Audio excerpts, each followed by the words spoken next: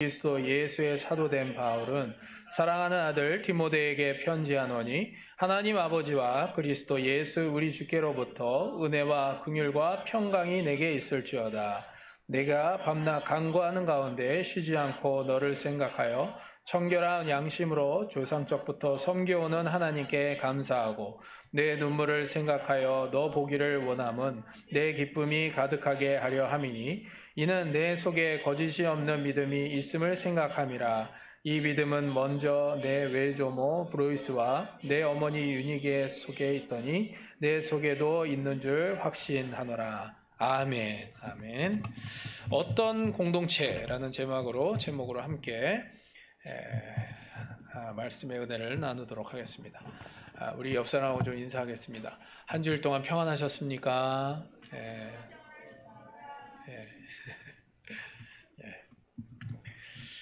자, 디모데 후서는 그 사도 바울이 이제 로마에서 2차 투옥이 된 후에 자신의 이제 여생이 얼마 남지 않았음을 알고 마지막 일사각오로 쓴 그러한 서신입니다. 사도 바울이 가장 마지막에 쓴 서신이기도 합니다. 디모데 후서의 기록의 목적, 물론 디모데를 위한 것이긴 한데 말세에 거세게 일어날 그 교회에 대한 세상 사람들의 핍박과 그리고 이단의 공격에 경계하고 그리고 담대함으로 또 인내로 대처하면서 어떤 상황 속에서도 목회자로 사명을 잘 감당하게 하기 위한 그 마음으로 쓴 편지입니다. 송시는 사도 바울이고 수시는 디모데죠. 그런데 이 둘의 관계를 통하여서 교회 공동체에 어떤 면들을 적용해야 될지를 함께 살펴보고자 합니다. 자, 먼저 첫 번째는요. 오늘 첫 번째, 어떤 공동체여야 되나? 우리의 공동체, 사랑의 공동체여야만 합니다. 사랑의 공동체. 디모데의 스승이었던 사도 바울은 디모데에 대한 사랑이 각별했습니다. 그래서 2절에 어떻게 시작을 하죠? 2절에 보시면 사랑하는 아들 디모데에게 편지하노니 이렇게 시작을 합니다. 사랑하는 아들 디모데에게 편지하노니. 사랑하는 아들이라고 표현하는 것은 좀처럼 드문 표현이죠. 사도 바울은요, 디모데에게 뿐만이 아니라 자신이 개척했던 교회, 그리고 또 그 교회의 성도들을 향한 각별한 마음들이 있었습니다. 특별한 마음들이 있었죠. 특히 또 이 에베소 교회는 여러분들이 사도행전을 보시면 알겠지만 예루살렘에 가기 직전에 에베소 교회에서 작별 인사를 할 때 아주 그냥 엉엉 울었습니다. 막 그냥 부둥켜 안고 엉엉 울으면서 얼마나 그 장로들 그리고 그 성도들이 그렇게 마음으로 배웅을 했는지 모릅니다. 그러니까 이런 것들을 보면은 사도 바울이 정말 사랑으로 그 공동체를 만들어 갔다. 물론 이제 본인이 한 건 아니지만 그래도 그런 교회들을 개척하고 또 그런 양육을 했다는 것을 우리가 알 수 있습니다. 근데 여러분들 그 요한계시록에 보면 에베소 교회에 대해서 나오죠. 에베소 교회. 자, 요한계시록을 좀 보겠습니다. 요한계시록 2장 4절 5절입니다.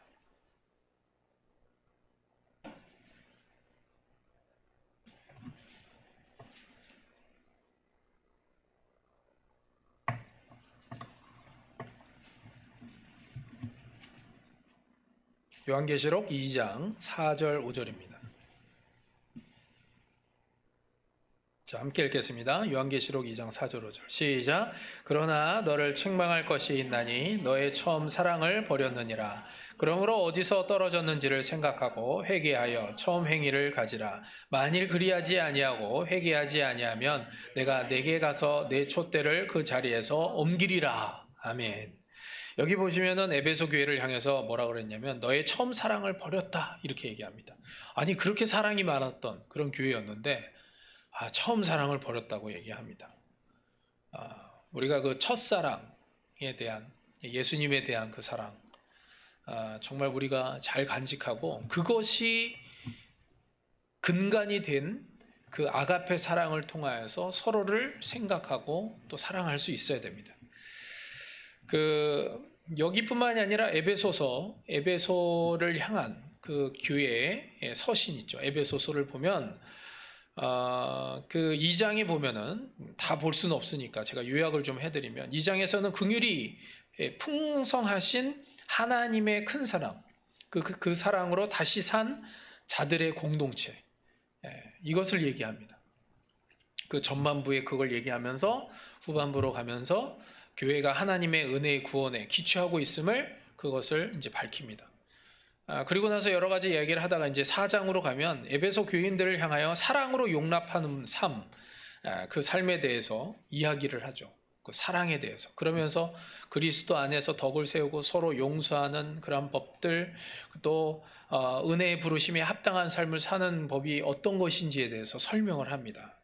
4장 22절, 24절, 26절, 29절, 32절 쭉 4장에서 그런 얘기를 하면서 이제 5장에 들어서 1장 2절에 다시 한번 사랑의 실천을 재차 명령하면서 마지막 부분에 그 부부의 관계에 대해서 이야기하죠. 근데 그것은 예수님과 교회에 관한 이야기다, 이 이야기를 합니다.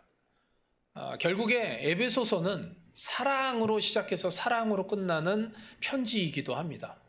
그러니까 교회의 모습이 어떤 모습이어야 되냐? 교회의 모습이 원래 목회서신 가운데 가장 그 목사님들이 설교를 안 할 수 없다기보다 반드시 하게 되는 그거에 어떤 거냐면 에베소서예요. 에베소서는 목사님들 가운데 반드시 설교를 하게 되어 있어요. 왜냐하면 공동체에 대한 가장 본이 되는 그 이야기를 하기 때문에 그렇습니다. 그래서 어떤 분은 아예 에베소서를 외워라. 1장부터 그냥 다 외워버려라. 이렇게까지 얘기하시는 분이 있어요. 에베소서가 그만큼 중요하다는 건데 그 핵심이 뭐냐면 사랑이라는 거예요. 사랑의 공동체가 돼야 된다는 거죠. 그러니까 첫사랑을 잃어버리지 말고 하나님에 대한 첫사랑.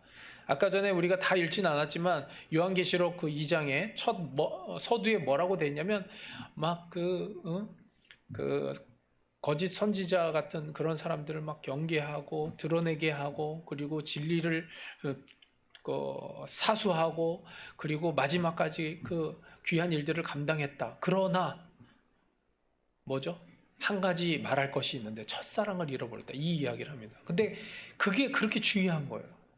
다른 거 다 잘해도 첫사랑을 잃어버리면 이것만큼 심각한 문제가 없다라는 거예요. 우리가 신앙생활을 하는 게 똑같아요. 신앙생활을 하는 데 있어서 자꾸 우리의 신앙이 어떤 형식과 그리고 어떤 적응 그리고 습관 이것으로 점철되어 가면 우리는 진짜 예수 그리스도를 통한 그 첫사랑을 잃어버리기 쉽다는 거예요. 그래서요 주일날 말씀을 들어도요 그냥 마음에요 아휴 빨리 이제 예배 끝나고 빨리 이제 뭐 밥을 먹든지 말 그리고 예배를 드릴 때도 졸려 기대감이 없는 거예요. 첫사랑이 없으면 그래요. 첫사랑이 없어지면 늘 첫사랑. 저도 마찬가지입니다. 저도 이 매너리즘이 안 빠지기 위해서 항상 기도하고 또 그 한 번의 예배지만 그때 여러분들에게 전할 그 말씀을 어떻게 하면 이걸 준비해야 되는지 계속 고민하고 제가 일본부 메시지하고 한국부 메시지 좀 틀려요. 왜냐하면 적용점이 좀 다르기 때문에 여러분들에게 한국인하고 일본인들에게 그래서 조금 다르게 얘기합니다. 근데 여러분들이 이것을 정말 뭐 그렇다고 제가 뭐 완벽하지 않죠. 그렇게 하기 위해서 노력을 하는데 우리가 계속해서 그 첫사랑을 붙들고 주님 앞에 나아가려고 힘써야 된다는 거예요. 우리 교회의 이름이 뭐죠? 아이치잖아요. 아이치. 그냥 단순히 사랑을 알다가 아니죠. 지식으로 안다가 아니라 사랑을 실천함으로 그것이 몸에 배어서 자연스럽게 그 열매가 맺혀지는 거. 그걸 알다라는 표현이에요. 야다라는 히브리어. 그죠? 그래서 아이치. 사랑의 열매를 맺을 수 있는 교회가 되기를 주님의 이름으로 축원합니다. 자, 에베소서 4장 좀 읽겠습니다. 에베소서 4장 15절 16절입니다.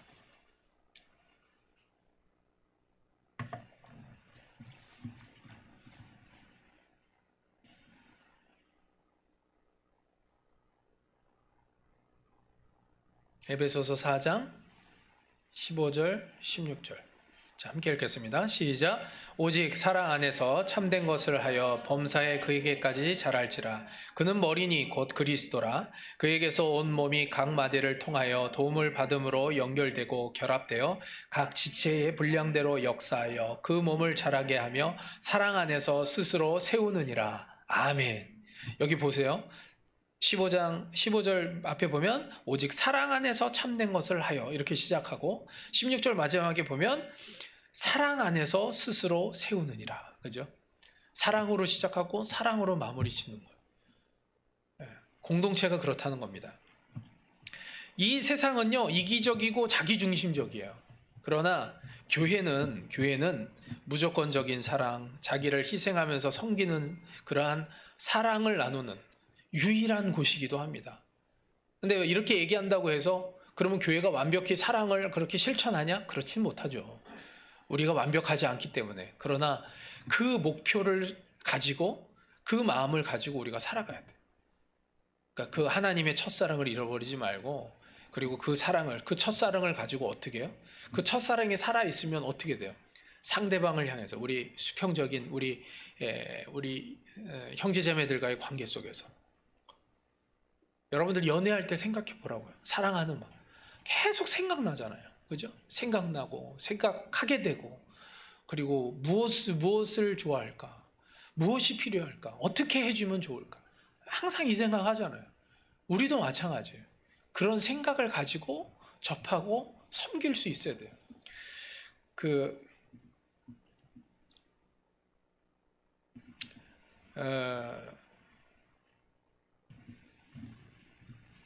결혼을 할 때 우리는 교회에서 보통 이렇게 하지만 이제 믿는 가정들이 결혼을 해도 이제 남녀가 결혼을 해도 교회에서 큰 교회에서 하려면 또 이렇게 신청을 해야 되거든요.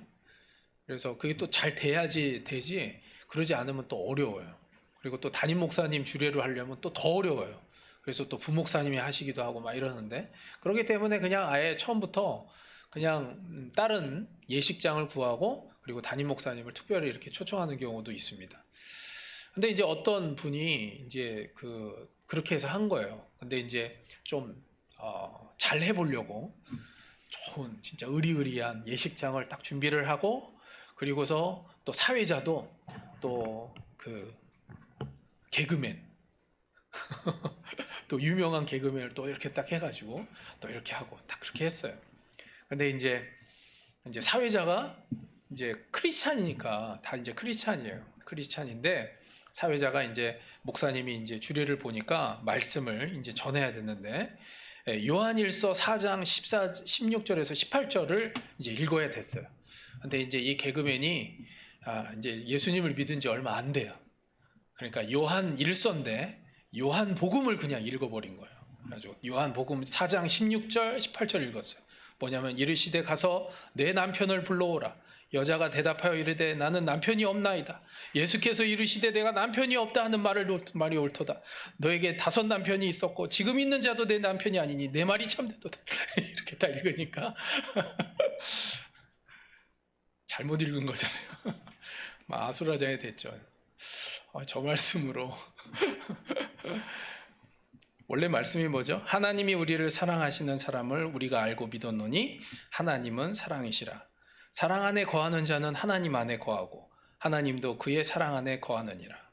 이로써 사랑이 우리에게 온전히 이루어진 것은 우리로 심판날에 담대함을 가지게 하려 함이니 주께서 그러하심과 같이 우리도 이 세상에서 그러하니라. 사랑 안에 두려움이 없고 온전한 사랑이 두려움을 내쫓나니 두려움에는 형벌이 있음이라. 두려워하는 자는 사랑 안에서 온전히 이루지 못하였느니라. 이걸 읽었어야 됐는데 사마리아 여인의 이야기를 했죠. 제가 왜 이 말씀을 드리냐면 아무리 좋은 교회, 시설, 장비 그리고 아무리 좋은 프로그램 모든 게 있다 하더라도 그 안에 뭐가 없으면요? 사랑이 없으면 아무것도 아니란 얘기예요. 아무리 완벽하게 구비가 돼 있어요. 근데 그 말씀 하나 잘못된 것 때문에 얼마나 아수라장이 됩니까? 우리도 똑같아요. 아무리 교회가 외부로나 또 외적으로나 내부적으로 아무리 좋게 보인다 할지라도 그 안에 진짜 사랑이 없으면 아무것도 아니라는 거예요. 고린도전서 13장에 나오죠. 믿음, 소망, 사랑 그 중에 그거 다 항상 있을 것인데 그 중에 제일은 사랑이다 그랬습니다.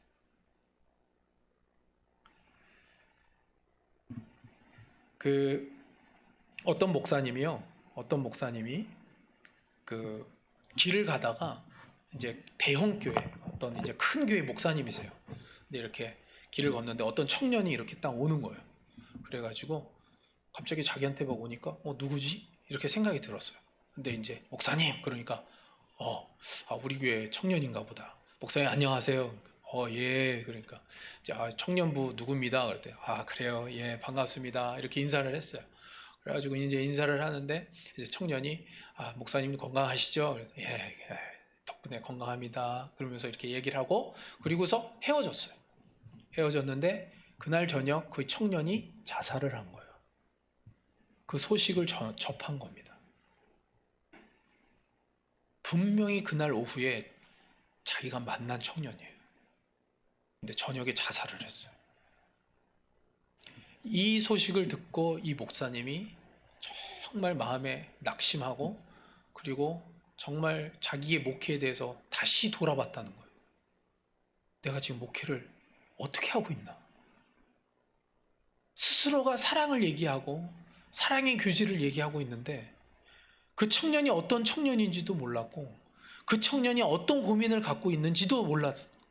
그냥 인사만 하고 그리고서 돌려보냈을 때 그 청년은 저녁에 자살을 했다. 우리도 똑같습니다. 저에게도 해당이 되는 부분이에요. 그냥 형식적인 그냥 일본어로는 그러죠. 시리아이 아는 사람 이 정도가 되면 안 된다는 거예요. 교회는 사랑의 관계, 사랑의 공동체라고 하는 것은 끈끈이 그 사랑으로 연결이 되어 있어야 되는 거죠. 연결이 되어 있으면 어떻게 된다고 그랬어요? 열매를 맺게 되어 있다고 그랬습니다. 떨어지면 열매를 맺을 수가 없어요. 그러니까 우리는 아무리 그래도 내가 생각하고 있다. 안 그래요. 정말 관심과 사랑을 쏟고 섬길 수 있어야 됩니다.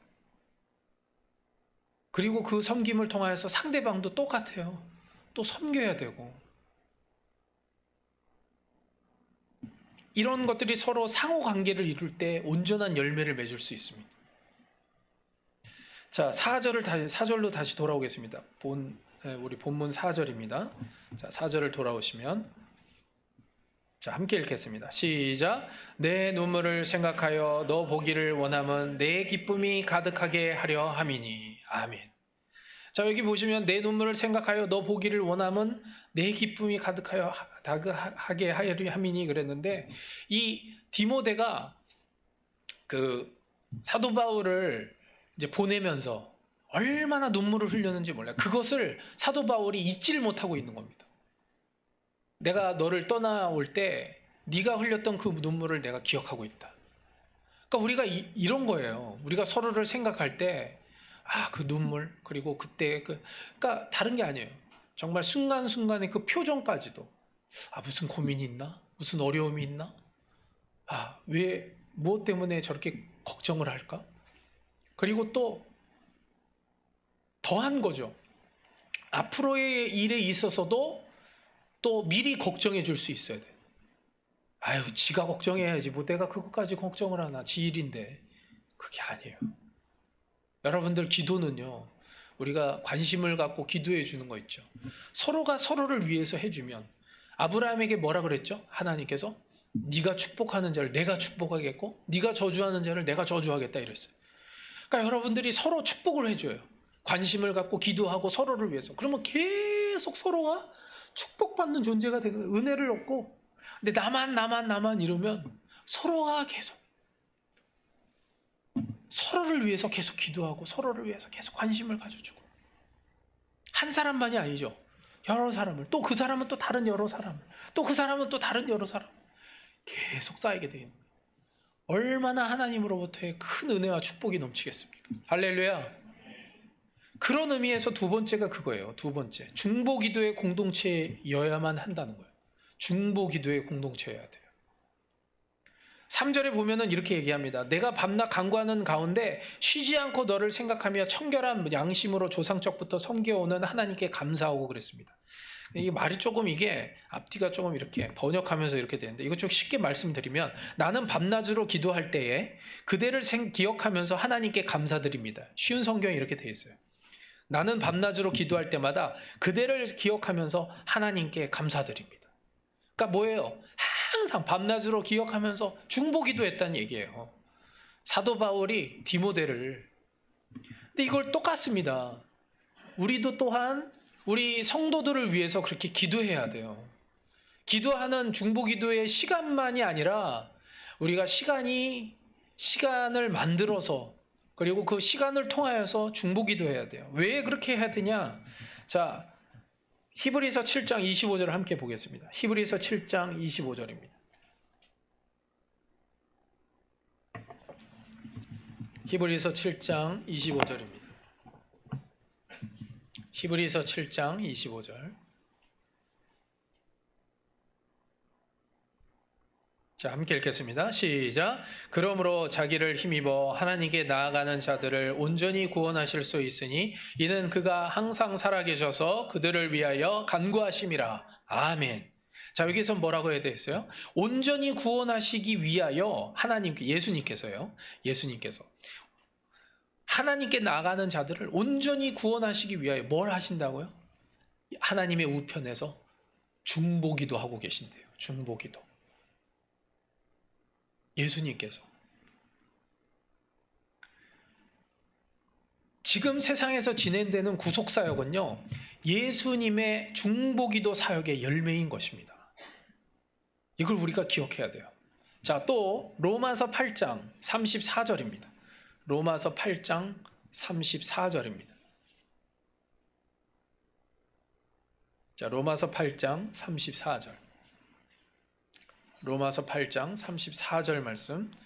자, 함께 읽겠습니다. 시작. 누가 정죄하리요? 죽으실 뿐 아니라 살아계신 이는 그리스도 예수시니 그는 하나님 우편에 계신 자요 우리를 위하여 간구하시는 자시니라.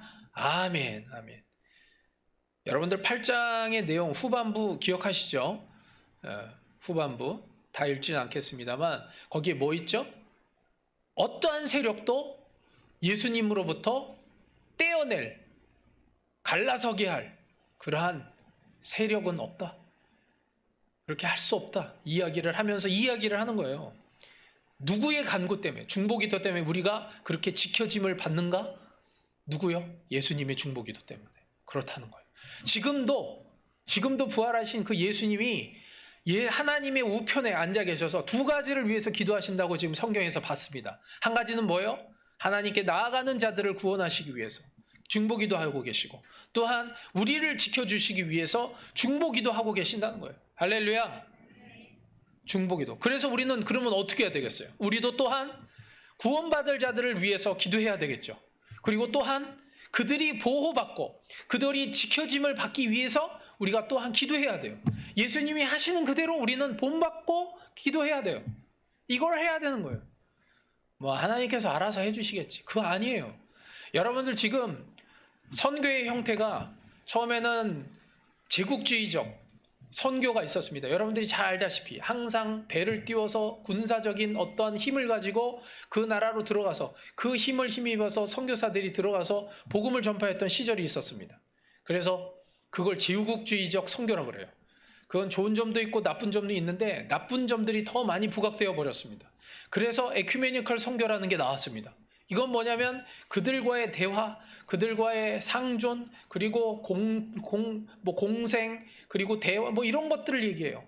근데 이것은요, 인본주의적인 거고 자유주의적인 거예요. 그래서 나온 게 통전적 선교가 나왔습니다. 그러니까 그들에게 필요한 것은 채워주지만 그러나 반드시 복음을 전해야 된다. 이렇게 나왔습니다. 그래서 통전적 선교가 나왔는데 이것도 지금은요, 말은 그렇게 하지만 에큐메니컬하고 거의 똑같아져 버렸어요. 그래서 나온 게 뭐냐면 제4선교 신학이에요. 제4 성교예요. 성교 신학이에요. 이건 뭐냐면 반드시 우선돼야 될 게 복음이다라는 거예요. 물론 그들을 도와야 되지만 복음이 우선되지 않는 이상은 도움을 줘서는 안 돼요. 왜냐하면 그걸 했다간 뭐예요? 유니세프처럼 된다 이거죠. 유니세프가 전도합니까? 선교합니까? 유니세프 원래 선교단체예요. 유니세프 선교 안 합니다. 선교 안 한다니까요. 광고 때리고 돈 받아가지고 그냥 돈만 지원하는 거예요. 그 물자 지원하는 걸 끝나버려요. 선교 안 해요. 그래서 지금 나온 게 제4 선교시요. 선교. 여러분들 우리가요. 다른 게 아닙니다. 다른 게. 우리가 이 예수님께서 하시는 그 일들을 위해서 우리가 이 땅 위에서 항상 우선되어야 되는 게 뭐냐. 우리가 뭘 위해서? 그것이 뭐냐면 영혼의 구원, 그리고 그 영혼들을 살려내고, 그리고 이 상황 가운데서 하나님의 손길에 지킴을 받고, 그리고 그들이 사명을 감당할 수 있도록 기도하는 것. 이게 얼마나 우리들에게 필요한 것인지 몰라요. 스웨덴의 중보 기도자인 엘이라는 사람이 있는데 이 사람이 이렇게 얘기했습니다. 사람이 일하면 사람이 일할 뿐이지만 사람이 기도하면 하나님이 일하신다. 이렇게 얘기했어요. 중보 기도가 그렇게 중요한 거예요. 중보 기도가. 자, 요한복음 14장 12절로 가겠습니다. 요한복음 14장 12절입니다.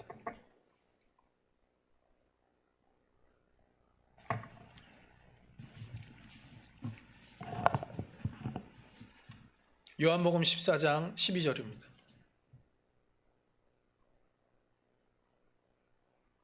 요한복음 14장 12절.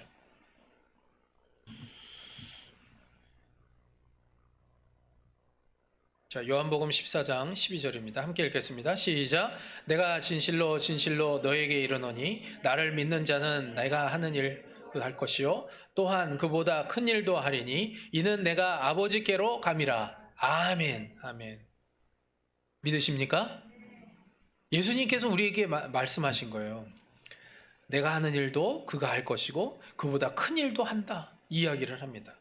근데 이 말의 의미는 무엇이냐면 다른 게 아니에요. 우리가 무슨 짜자잔 어떤 무슨 슈퍼 능력을 막 발휘해가지고 그런 게 아니라 지금 하나님의 우편에 앉아 계신 그분이 우리를 돕겠다는 거예요. 그래서 우리가 이 땅에서 중보 기도를 하면 그것을 통해서 그 하나님이 행하시는 일로 그것이 드러나게끔 해주시겠다는 거예요. 그래서 결국에는 하나님이 뭐라고 얘기하시냐면 네가 했다 이렇게 얘기하시죠. 우리가 한 건 없어요. 우리는 중보 기도밖에 없어요. 그런데 그것을 통해서 하나님이 그 일을 행하시면서 우리를 칭찬해 주시겠다 이 이야기를 하시는 거예요. 할렐루야. 이거 얼마나 큰 축복인지 몰라요. 자, 그 화면 파워포인트 하나 띄워주세요. 자, 이 사진이 뭐냐면 제가 전에 한번 말씀드린 게 저기 있습니다. 과테말라의 알모롱가라고 하는 도시입니다. 한 2만 명 되는 도시예요. 2만 명 되는 도시인데 한 30년 정도 됐습니다. 지금으로부터 한 30년 전인데 폭력이 난무하고 부모들은 자녀 교육에 관심도 없었고 가난한 도시였습니다. 그리고 성인 남자 대부분이 알코올 중독으로 인해서 매일 패싸움하고 그래가지고 도시에는 4개의 감옥이 있었는데 꽉 차가지고 더 이상 사람이 들어갈 곳이 없었다는 거예요. 그리고 그 도시를 아까는 제가 알모롱가로 제가 말씀드렸는데 원래 도시 이름이 뭐였냐면 마시몽이었어요. 마시몽. 이게 뜻이 뭐냐면 죽음의 신이에요. 죽음의 신. 죽음의 신. 우상신을 섬겼던 그러한 도시였습니다. 그리고 항상 암울하고 어둡고 그리고 또 그곳에서 나는 그러한 농작물들은 진짜 작아요. 양배추도 그때 여기는 화면에 안 나오지만 제가 봤는데 요랬어요. 양배추가. 이런 걸 어떻게 먹어요? 일부러 그렇게 키운 게 아니라 커지지 않아서 그랬다니까요. 그래가지고 정말 겨우겨우 살아갔던 그러한 도시였습니다. 근데 이곳에 이곳 출신 마리아노 목사가 있었는데 이 목사가 일주일에 3일에서 4일을 금식 기도를 합니다. 매주 그렇게 합니다. 매주 3일에서 4일 금식 기도하면서 기도를 했어요. 그러자 이 도시가 변하기 시작합니다. 변하기 시작했어요. 36개의 술집 가운데 33개가 없어지고 4개의 감옥은 다 폐쇄되어 버리고 이제는 그곳이 관청 업무를 보는 곳, 결혼 예식장으로 바뀌어 버렸어요. 도시는 깨끗하게 변화되었고 가정들의 회복이 일어났고 그리고 빈곤이 사라졌습니다. 그리고 마시몽이라고 방금 전에 도시 이름 말씀드렸는데 그게 알모론가로 바뀌었는데 알모론가의 뜻은 교회의 도시라는 거예요. 지금 이 사진은 무슨 사진이냐면 예배 드리는 거예요. 예배. 지금 예배를 어디서 드리냐면 시청 앞에서 예배 드리는 거예요. 시청의 대표 기도를 시장이 대표 기도를 하고 사람들이 다 모여서 여기 보시면 여기 건물들 밖에 지금 잘 안 나오는데 저기 창문가에도 막 서가지고 거기서 사람들이 예배를 드려요. 도시에 꽉 차가지고 이 수많은 사람들이 한꺼번에 들을 곳이 없어요. 그러니까 그냥 도시의 한복판에서 그 도시 그 길가 그 큰 대로죠. 거기에서 예배를 드리는 거예요. 확성기를 이렇게 해놓고. 얼마나 놀라운 일인지 모릅니다. 그래서 그 다음 사진 보여주세요. 그 마리아노 목사님이 여기 이쪽이에요. 그리고 지금 여기는 뭐냐면 예배 드리는 모습입니다. 방금 말씀드린 대로 여기 저기 예배당이 또 있긴 한데 여기 보면은 이제 그 농가가 다 회복이 돼가지고 트럭도 옛날에 뭐 무슨 진짜 허른 진짜 그런 뭐 내일이라도 어떻게 될지 모르는 그런 트럭이 아니라 그런 거 다 처분해 버리고 지금은 벤츠래요. 벤츠. 그것도 사진이 있었는데 제가 찾지를 못해가지고 그러니까 그런 걸로 다 바뀌어 버렸어요. 2만 명 중에 98%가 크리스찬이 돼 버렸어요. 그리고 이 성도들은 그 다음에 이 마리아노 목사님을 따라가지고 그 한 명 한 명 일주일에 하루에서 이틀을 금식을 합니다. 지금도 그렇게 한답니다. 그래서 지금 그 도시뿐만이 아니에요. 지금 주변에 있는 막 도시들이 막 변하고 있고 그런 일들. 그래서 이 마리아노 목사님이 지금 막 한국에도 오셔서 집회를 가지시고 막 지금 이런다고 해요. 여러분들 이거는 그냥 어떤 방법이 아닙니다. 하나님께서 하시는 일들을 그냥 보는 것뿐이에요. 제가 금식기도 시작한 게 이 이야기를 듣고 나서였습니다. 여러분들 지금 우리 교회에 우리 성도분들이 참여를 하고 있는데 여러분들이 다 참여를 하면 이 나고야가 변하고 다 참여를 하게 되면 나고야뿐만 아니라 일본이 변할 줄로 믿습니다. 믿으세요? 우리는요 믿음을 단순하고 순수하게 가져가야 돼요. 단순하고 순수하게. 세 번째입니다. 세 번째. 자, 세 번째가 뭐죠? 순수한 믿음의 공동체여야 돼요. 순수한 믿음의 공동체. 순수하지 못하니까 이게 어려워지는 거예요.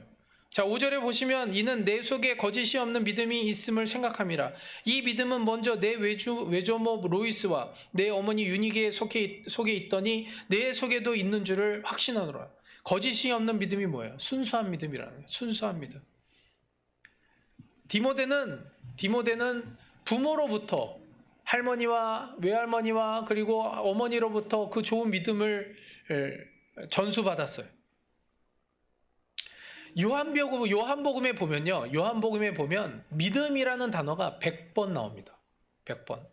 헬라어는 어떻게 되어 있냐면 파라도라는 단어를 씁니다. 근데 이 단어는 어떤 의미냐면 하나님의 믿음을 소유한다는 뜻이에요. 하나님의 믿음을 소유한다. 이게 무슨 뜻인가? 이게 무슨 뜻이죠? 순수한 믿음을 얘기하는 거예요. 순수한 믿음을 소유하고 있다. 하나님의 믿음이라는 것은 그건 거죠. 말씀하시면 그대로 순종하는 거. 하나님이요 아브라함에게 원하셨던 게 뭐죠? 자, 내가 네 아들 이삭을 바쳐라. 그거 바칠 수 있었던 건 뭐죠? 순수한 믿음이 있었기에 가능했던 거예요. 머리로 계속 굴리고 생각하면 이게 안 되는 거예요. 안 돼요. 도저히 일어날 수가 없어요. 우리의 삶 가운데서 자꾸 고민과 걱정과 근심이 끊이지 않는 것은 뭐냐면 순수한 믿음이 없기 때문에 그런 거예요. 정말 그렇습니다. 정말 그래요. 여러분들 그렇습니다. 여러분들 삶 가운데서도요, 그냥 순수하게 말씀 가운데 있는 것들을 그대로 준행하고 순종하고 하잖아요. 그러면 하나님께서요, 여러 가지 것들로 은혜와 기적들을 허락해 주세요. 근데 이상하게 하려고 할 때마다 머리에 생각이 많아져요.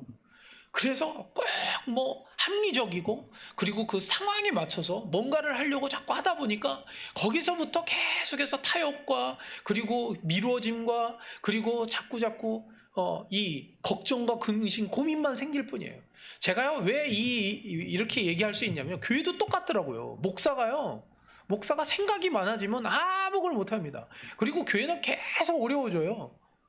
그걸 계속 보고 있는데, 그래서 간접적으로 제가 직접적으로 얘기하면 상처받을까봐 간접적으로 루트를 통해서 얘기하는데도 못 알아들어요. 그냥 걱정만 하고 있어요. 그러면서 뭐 얘기하냐면 현실만 얘기하는 거예요. 현실. 지금의 현실이 그렇다. 교회가 이런데 뭘 어떻게 더 할 수 있냐. 이런 거예요. 마리아노 목사님이 만약에 거기서 그냥 현실을 얘기하고 있으면 저런 일이 일어나서 낫겠습니까? 일어났겠어요. 하나님은 기적을 베풀기 위해서 계신 분이에요. 우리를 위해서. 우리를 구원하신 것부터가 기적이니까. 할렐루야. 그걸 위해서 계신 분인데 기적을 우리는 요구하지 않아요. 그리고 바라지도 않고 생각하지도 않아요. 생각이라고 하기보다는 생각이 너무 많아요. 여러분은 우리들의 신앙생활을 마라톤에 비교하곤 합니다. 마라톤에 비교할 때 두 가지를 얘기하죠. 첫 번째는 뭐죠? 목표가 분명해야 된다는 얘기를 합니다.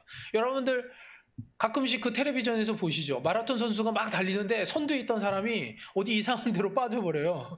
원래 가야 되는 길에서 빠져가지고. 그러다 보니까 뒤에 쫓아가는 사람이 또 똑같이 따라가다가 결국에는 이상한 길로 가서 다시 돌아오는 경.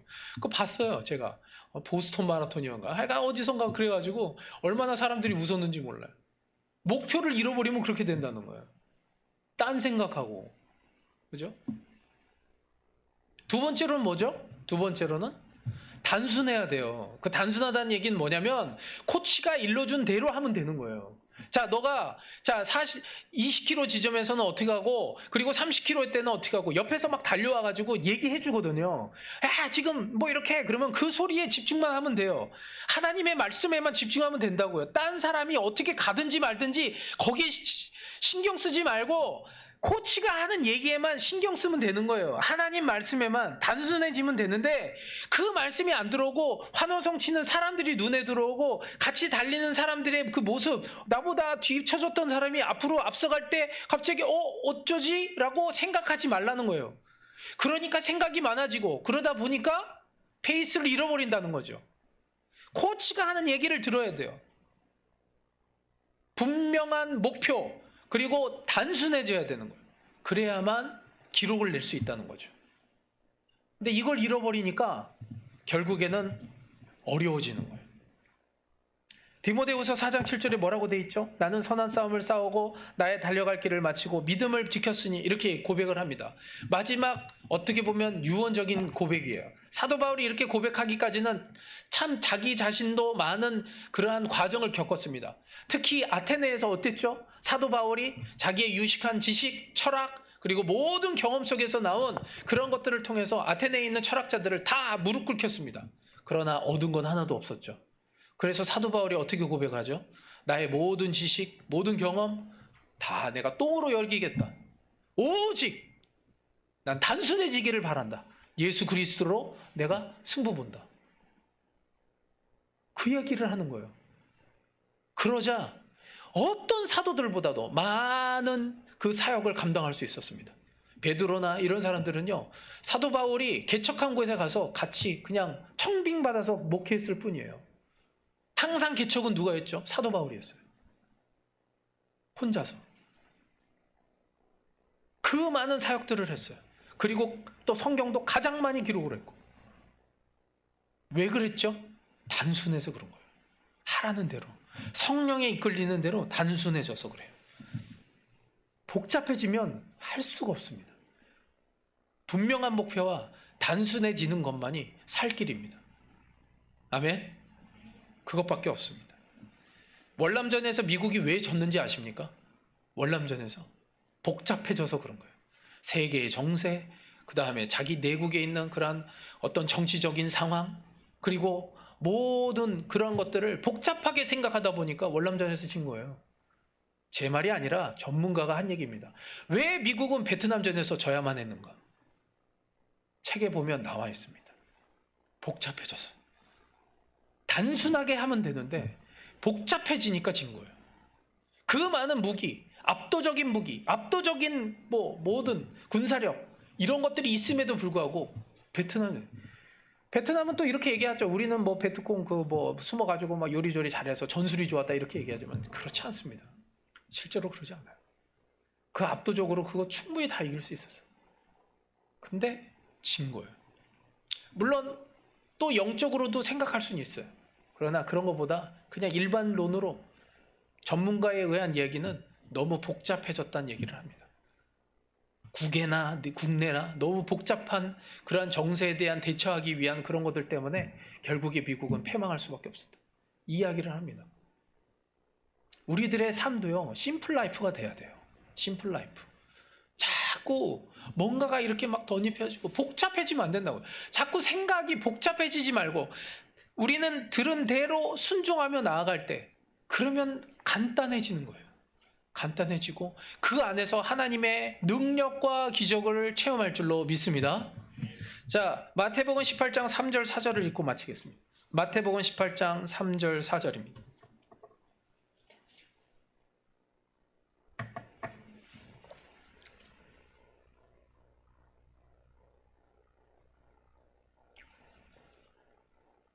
마태복음 18장 3절 4절입니다. 마태복음 18장 3절 4절 말씀.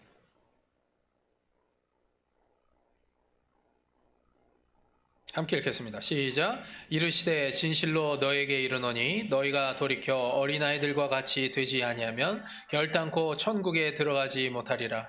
그러므로 누구든지 이 어린아이와 같이 자기를 낮추는 사람이 천국에서 큰 자니라.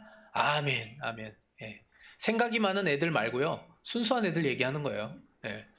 애들 중에서도 생각이 많은 애들 있죠. 예. 머리를 굴린 애들이 있는데 그런 애들 얘기하는 게 아니에요. 여기서 얘기하는 건 순수한, 정말 순수한. 뭐 얘기하면 하이, 네 이렇게 대답하는 애들. 뭐 얘기하면 얘기 안 하고 이렇게 쳐다보고 있고, 그리고 딴 데 쳐다보거나 아니면 말 안 듣고 도망가는 애들. 그런 애들 얘기하는 게 아니죠. 우리도 마찬가지예요. 하나님이 말씀하시면 네 하고 순종하는 걸 이 순수한 믿음, 어린아이 같은 믿음이라고 얘기하는 거예요. 순수해져라. 순수해져라. 그 얘기예요. 우리 믿음이 얼마나 순수한가를 우리가 자꾸 봐야 돼요. 단순한가, 순수한가. 마무리하겠습니다. 나고야이치 교회가 정말 사랑의 공동체, 중보기도의 공동체, 그리고 순수한 믿음의 공동체로 정말 마지막 예수님께서 오실 그날까지 정말 칭찬받으며 또 귀하게 쓰임받을 수 있는 교회가 되기를 주님의 이름으로 축원합니다. 기도하겠습니다. 살아있는 하나님 아버지, 날 감사를 드립니다. 오늘 말씀을 통하여서 어떤 공동체인가 우리가 다시 한번 우리들의 모습을 돌아보기를 원합니다. 아버지 하나님, 사랑의 공동체, 중보기도의 공동체, 그리고 순수한 믿음의 공동체가 되기를 원하오니 우리를 불쌍히 여겨주시고